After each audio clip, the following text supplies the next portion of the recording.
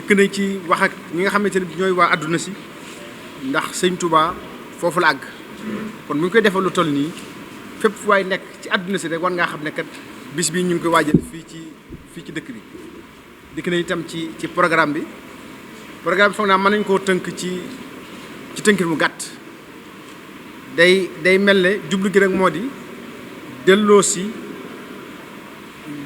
leeral li nga xam ne mooy yoonu murit ci boppam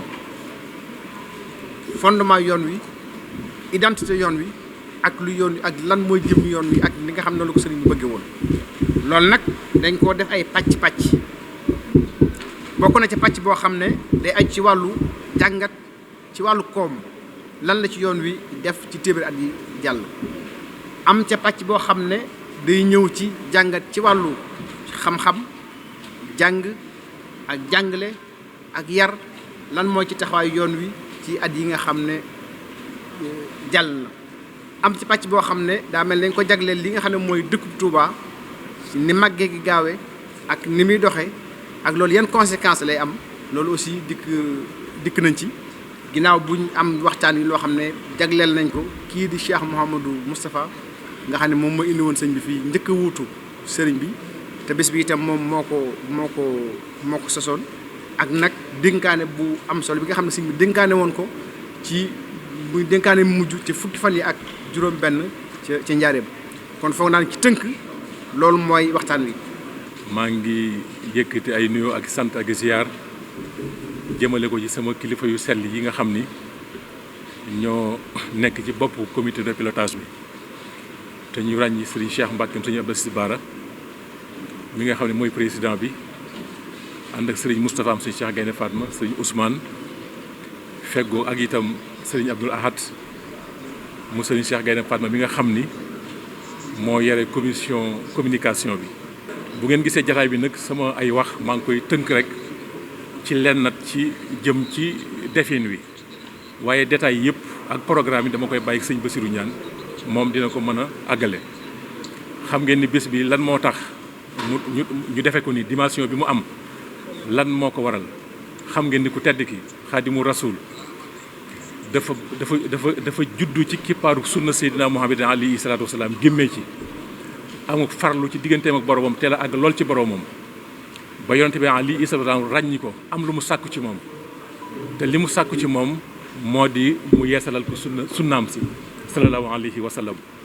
sëriñ bi waxal ko boppam wax ni li ma tax a jóg mooy yeesalaat sunna Seydina Muhammad alayhi salaatu wasalaam fexe ba ñi nga xam ne dañoo aju ci man ma defar leen ba jàmm bi suñu borom bëgg ab jàmm mel ni ñu mel noonee moo nekk itey sëriñ bi mu wax ne lil Mustafa nawaytu maa yu jaddidu sunnataul xarra wa inni ahmadu diinun siwaa islaamihi la yuhmadu indal ilahi wa bihi nu jaddidu sëriñ bi ci loolu la nekkoon di defar nit ñi tënku ci liggéey ba li ko ci fekk li ko dal lépp ci loolu fekk ko li ko ci fekk lépp fekk ko ci liggéeyal yonente bi alayhi wa salaam ak yeesa sunna sayyidina moom alayhi salaatu wa salaam ci la nekkoon ba génn àddina ci bis bi nga xam ni mooy fukki fan ak juróom-ñeent ci weeru muharram mu wuy ji boroomam am lu mu dénk Cheikh Moustapha al Karim Cheikh Moustapha taxawal liggéey bépp ba la mu bëggoon mu defal ko léegi nag bi nga xamante ni ñibbisi na Touba ba Cheikh Moustapha indi ko defal ko na mu ko bëgg woon boobaak léegi muy téeméeri at du benn fan mu war a am luñ ci njàngat moo xam ni lan la ñu indil ñu sant yàlla bu baax ci loolu ndax téeméeri at du benn fan kon téeméeri at yi am na lu ñu ci war a jàngat tàmbalee ko ci Cheikh Mouhamadou Moustapha al Karim mi nga xam ni moo ko jëkk a wuutu yanam bi li sëriñ bi bëggoon lépp mu defal ko ak ñi nga xam ne ñëpp topp nañ ci ginnaawam tàmbalee ko ci Cheikh Mouhamadou Fadel ba ci Cheikh Mouhamadou Mountakha ñooñu seenub liggéey ak li ñu taxawal ñoom ñëpp ñu bëgg koo feeñal. ñu ngi sant yàlla bu baax te xam ni liggéey bi ñu ko tàmbalee dem nañ ci Cheikh Mouhamadou Mountakha mu jël ci dogal yi mu ci jël lépp lu ci war mu def ko bi ñu ko defee itam dem nañ ci mbooleem njabootu sëñ Touba yi kenn ku nekk jël na matukaay yi nga xam ne war nga ko cee jël ba incha allahu fas nañu ko ubbee fii ci Touba lañ ko fas yéene ubbee fukki fan ak ñett ci weer wi li nga xam ne nag thèmes yi ñu fa war a traité ak ñi ko war a traité incha allah sëñ Bassirou Niane mi dina ko leeral bu ñu fi jógee incha allah fukki fan ak juróom danañ dem Louga incha allah def fa benn waxtaan bu am solo moom itam jógee fa dem Ndakaaru ñaar fukki fan ak benn ñëw njaareem ci ñaar fukki fan yi defee ko foofu incha allah kon ñu ngi ci woo ñëpp di bëgg ñëpp ànd ko ak ñun ba mel ni ko suñu bëggee jërëjëf. centenaire bi nag ni ñu ko xamee danañ ko defee ci ñeenti barab yu bokkut ci waajtaay yi. Touba lañ koy ubbee le 13 juillet 2024 incha allahu fii ci Darul Manaan ci barab bi ñu nekk suba gi ak ngoon gi le 13 nag ci suba gi ci la ñuy waxtaanee ki nga xam ne mooy Cheikh Mamadou Moustapha ndax moom mooy ki nga xam ne moom la sëriñ bi santoon mu indi ko Touba. waxtu sun borom ñëwee akub dogalam mu def ko nag ci anam yañ ko sante woon yëpp nuy faral di wax ne sëriñ bi moom fu mu nekkoon furu Touba rek foofaay mel ni Touba mel kon nag cooy na yi Cheikh Moustapha daj ak lam ca jànkoonteel ak pexe ya mu def ba indi ko te xat demut loolu moo tax bis bu njëkk bi ci suba gi ñu jagleel ko lañ fa war a waxtaane nag moo di Cheikh Mouhamadoul Moustapha dimension yu wuute yi nga xam ne moom la ñu war a waxtaane ci moom moo di maanaam am njàngam wala xam-xamam ak mbindam maanaam fan la jaar ci njàng ci xam-xam ak lan la bind nu mu doon communiquer nu mu doon waxee ak nit ñi loolu ay discours am ak mbindam yépp mi ngi ci biir ku ñuy wax al imam Serigne Moustapha Diop Cheikhou Jëlay incha allahu moo koy waxtaane fii ci barab bii ci suba gi bu noppee itam danañ waxtaane dimension spirituelle am maanaam moom ni mu doon dunde diine ak ni mu doon yaree maanaam ni mu meloon maanaam nitu diine ki mu doonoon loolu sëriñ Ahmadou Mbacke bu Darou Mouhty moo koy waxtaane bu noppee ci loolu ñu waxtaane dimension sociale am ak ni mu doon jiitee xereñte yi mu amoon pexe yi mu amoon ba jiite yoon wi gannaaw bu fi sëñ Touba jógee mu nekk fi ak i waajuram nekk fi ak i rakkam nekk fi ak seex yi nga xam ne yépp ñoom la sëriñ Touba defaroon mu taxaw temm ci 40 ans ci ñeent fukki at mu taxaw wuutu sëñ bi fexe ba ñoom ñëpp ñu topp ci gannaawam ànd di liggéeyal sëriñ bi ak ni mu doon jëflantee ak tubaab yi fi nekkoon ca jamono yooya ni mu doon jëflantee këri diine yi ni mu leen jëflantee ak àdduna xerañte googu mu ci amoon ci jiite loolu danañ ko waxtaanee sëriñ Moustapha Diop Ndar moo koy waxtaanee incha allah loolu mooy suba gi ci ngoon gi ñu waxtaanee lu jëm ci Touba ak édifice yi nga xam ne am na ko yoo xam ne yu diine la moo xam ay jàkka moo xam ay juma moo xam ay jàngukaay alxuraan moo xam ay jàngukaay xam-xam yum ci doon des na ko waxtaane ka koy waxtaane mooy Serigne Fallou Boussa Assane waaye ci ngoon googu tamit Serigne Khady Diakhaté dana waxtaane njàngalem alxuraan ak njàngalem diine ci Touba ni mu fi demee Serigne Khady Diakhaté moo koy traité loolu mooy bisub le 13 bi bu ko defee le 15 moo ci topp Louga la ñuy dem incha allah Louga itam des na fa waxtaane ñaari thème ndax bennoog maanaam jullit ñi murit yi dañ cee yàgga daj ay coono ngir jullit ñi doon benn ndax dafa bokkoon ci recommandation wala dénkaane yonent bi sallallahu alayhi wasallam joxe woon mooy daa bëggoon jullit ñëpp doon benn wahdatul muslimina ndax bi ñu jógee ci xaswatu badrin sax lim leen njëkk a wax mooy jóge nañ ci xeex boo xam ne li nu war mooy boole suñu bopp nekk benn ndax mooy tax nu mën a not noon yi te lislaam fu mu àgg ak bennoo moo ko fa àggale loolu bokk na ci lañ fay waxtaane sëriñ Bassirou Mbacke moom sëñ Cheikh Thioro moom Cheikh Mamadou Amine moom Cheikhul Khadim moo koy waxtaane buñ ca jógee itam xam ngeen ne fu demee ne Louga dañ faa war a waxtaane itam maanaam lu jëm ci fàggulu lew ni ko sëñ bi waxe kasbul xalaal ak gisin wi ci yoonu murit am loolu sëñ Cheikhouna Bousso Cumbuleen moo koy waxtaane kay modéré jataay ba itam moo di sëriñ Abdul Xaadir Mbàkke moom sëriñ Moustapha moom sëriñ Abdou Aziz ci loolu mooy Louga suñ fa jógee itam njaareem la ñuy ñëw le 20 njaareem ñaari waxtaan ñoo fa am mi ngi jëm rek ci résidence surveillée bi nga xam ne fukki at ak juróom-benn yi sëñ bi nekk njaareem ni mu ko dundee ndax xam ngeen ne njaareem mooy barab bi nga xam ne fi la sëñ bi gën a yàgg ci àdduna ndax amul fenn ci àdduna foo xam ne sëñ bi am na fukki at ak juróom-benn njaareem mooy fi mu gën a yàgg ci àdduna fa la amee jotug toog taalibe yi di ko fa fekk ba mujj mën nañ ne kilifa yépp dañoo amoon kër njaareem nekk capitalu mouridisme boo xam ne fa la ñëpp doon daje ci wetu sëriñ bi loolu nag ka nga xam ne moo koy waxtaanee mooy docteur Khadim Silla kon fukki at ak juróom-benn yi sëñ bi am njaareem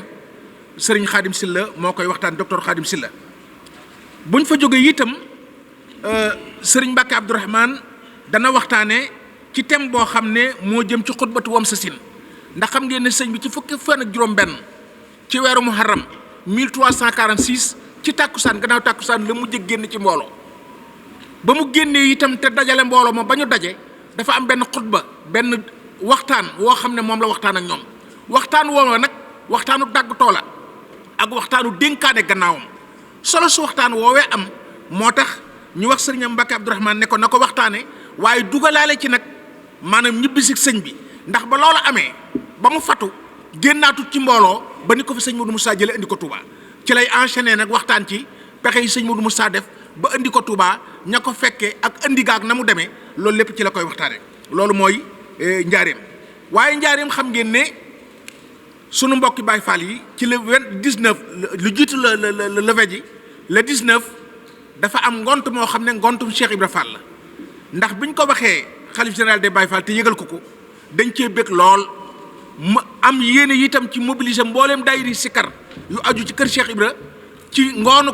fukki fan yeeg juróom-ñeent ba set di ñaar fukk ci mois de juillet 2024 bi ñu jëm nga xam ne dañ koy yendoo sikar ba keroog ñu jeexal loolu itam muy ngontum Cheikh Ibra moo xam ne ci le 19 ji lay am bët set di lave di ñu traité thème yi ma wax léegi bu ko defee ci le 21 nag mooy doon ndakaaru nag juróomi waxtaankat am na fa ndax des na fa waxtaanee lu jëm ci maanaam dimension sociale ak environnementale bi nga xam ne dëkku Touba am na ko maanaam Touba ni mu maanaam fi mu àgg ci wàllu social ak wàllu environnement loolu lépp docteur Sam Bousso moo koy waxtaanee bu ñu ca noppee itam contribution bi yoonu murid def ci wàllu tarbiya ruhiya maanaam yar nit ki defar ko tarbiya ko ba spirituellement mu mën a mu jag ñu mën koo wane fu ne mu mën a defarewaat loolu itam li ci Touba def li ci contribution bi mu ci def loolu Serigne Mbacke Lo Mouhamed moo koy def suñu noppee itam ci loolu docteur Abdoul Ahad Lo dana waxtaane ci contribution bi nga xam ne yoonu murid am na ko ci wala yoonu murid am na ko ci njàngale mu yees mi ndax xam ngeen ne dafa am njàngale moo xam ne njàngalem diine la am na njàngalem majalis waaye am na feneen façon njàngale moo xam ne itam Touba dafa am wala yoon wi dafa am taxawaay yu am solo yoo xam ne taxaw na ko ci yooyu docteur Abdoul Ahad Lo moo koy waxtaane waaye itam des na fa waxtaane contribution bi nga xam ne yoonu murid am na ko socialement et économiquement loolu docteur Djibi Diakhaté moo koy waxtaane ndax loolu itam lenn lu nekk yi ma wax yëpp nag mooy gannaaw bu fi sëñ bi jógee biñ ko indee Touba ak léegi lii ma wax lépp mi ngi aju ci biñ ko indee Touba ak léegi lan la ci ay xalifaam def sëñ Modou Moussa sëñ Fallou sëñ Abdoul Ahad sëñ Abdou Khadir sëñ Saliou Cheikh Mouhamadoul Amine sëñ Sidi Mokhtar ba ci sëñ Mountakha ba ci doomam yi nga xam ne sax duñu ay xalifa waaye contribuer nañ ci loolu ku ci nekk borom xam-xam yi luñ ci àgg danañ wax ñooña lañ ca def waaye itam des na waxtaan ci Touba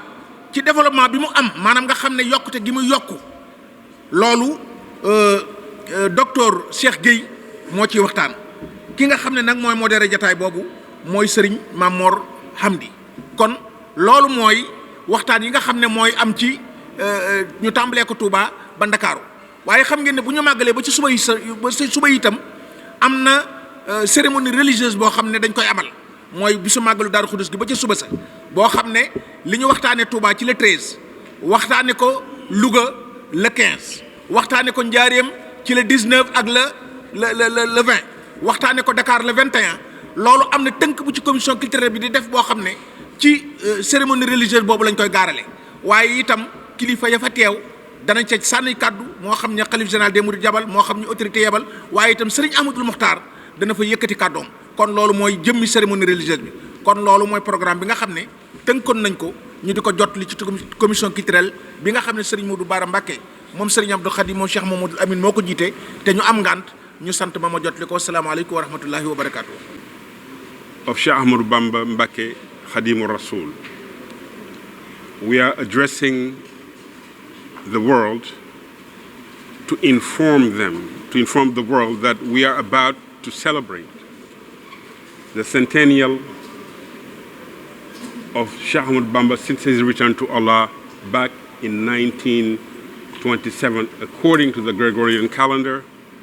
but in Wamsashin, as we call it in Arabic, which coincides with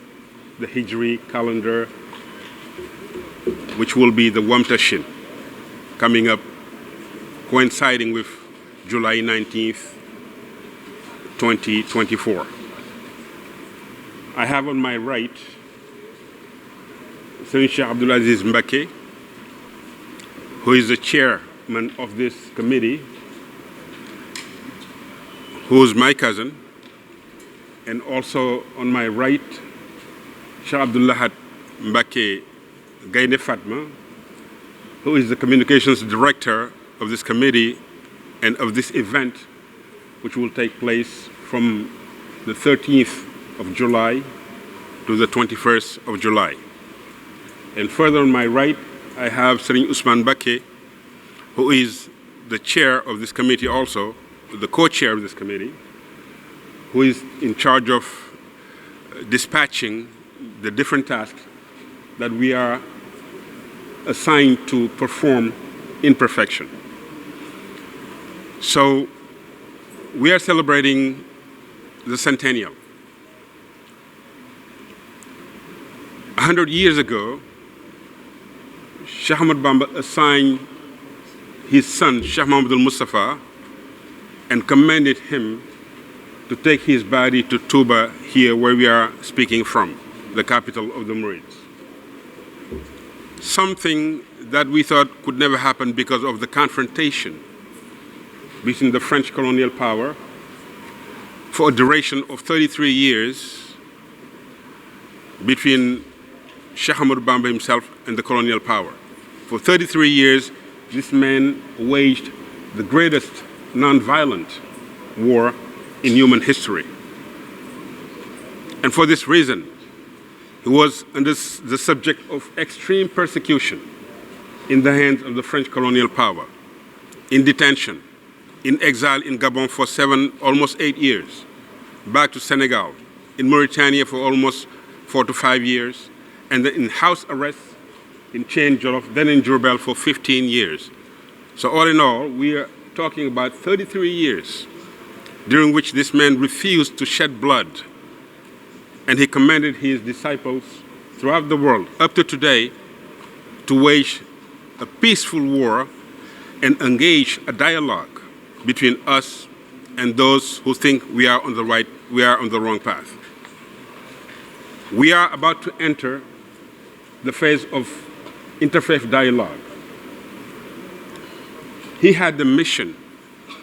to convey to the world, because he was a servant of the messenger of God, Khadimur Rasul.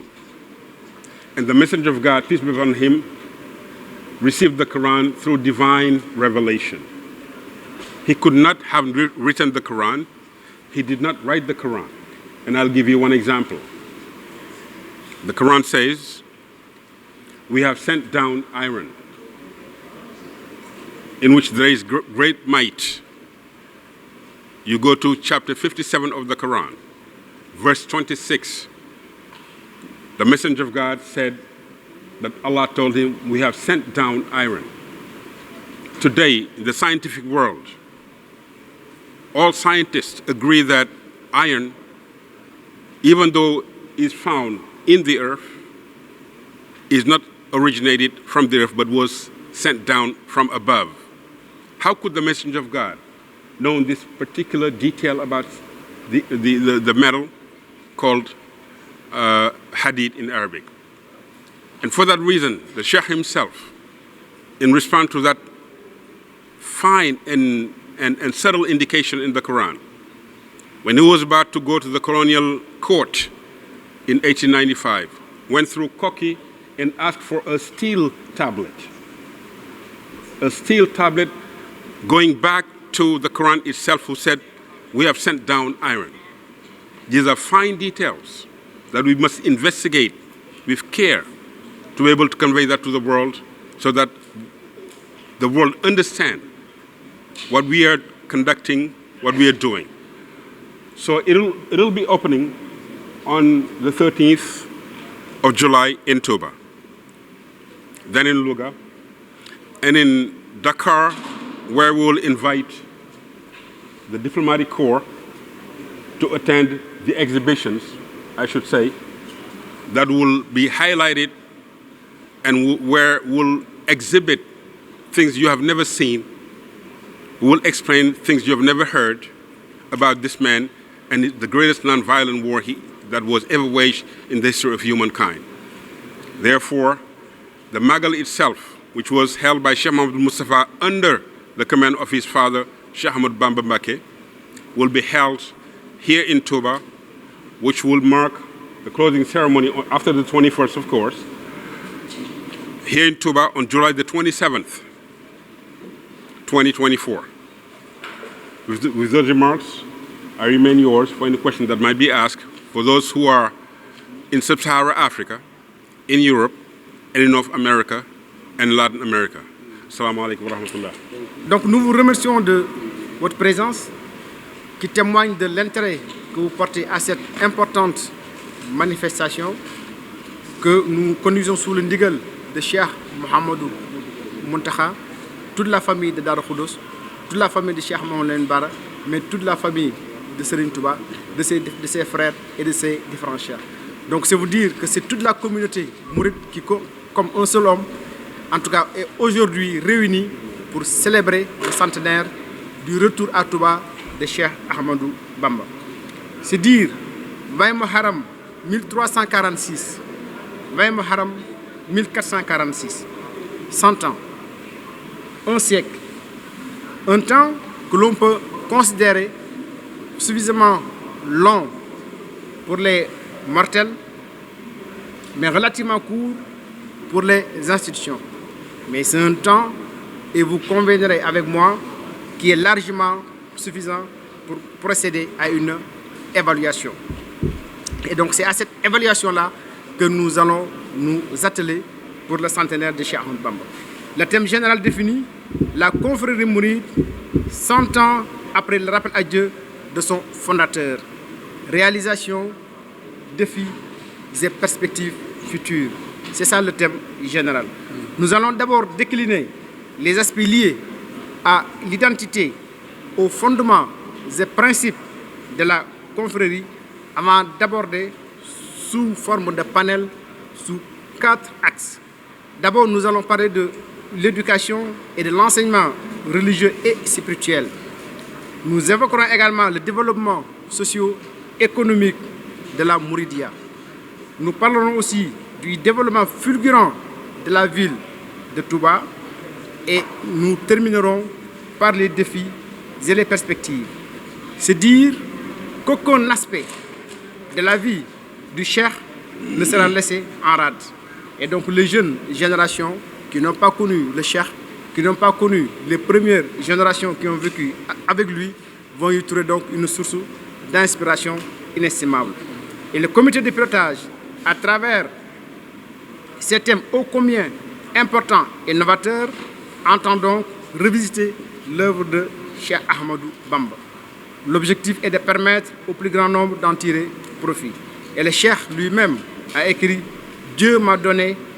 l'ordre de proclamer que je suis un asile et un refuge. Quiconque veut le bonheur ici-bas et dans l'au-delà doit chercher refuge auprès de moi. » Le monde, fin de citation,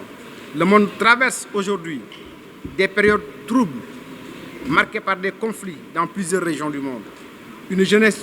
tout aussi nombreuse que désemparée, des inégalités,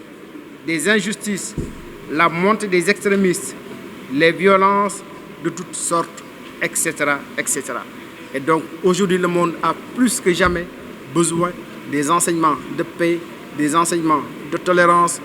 d'ouverture,